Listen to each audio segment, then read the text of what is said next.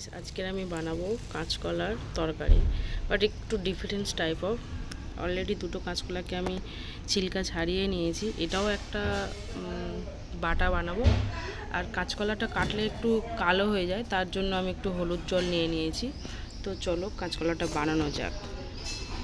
Actually এটা বানানো একটার নাম হচ্ছে মাছ টাইপ অফ আইটেম। আমি তোমাদেরকে কেটে দেখাচ্ছি কেমন করে বানাবে।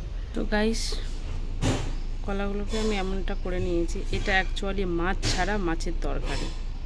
তো তোমাদেরকে আমি দেখাবো এটা কেমনভাবে কি বানায়। পুরো প্রসেসটা তোমরা দেখতে থাকো।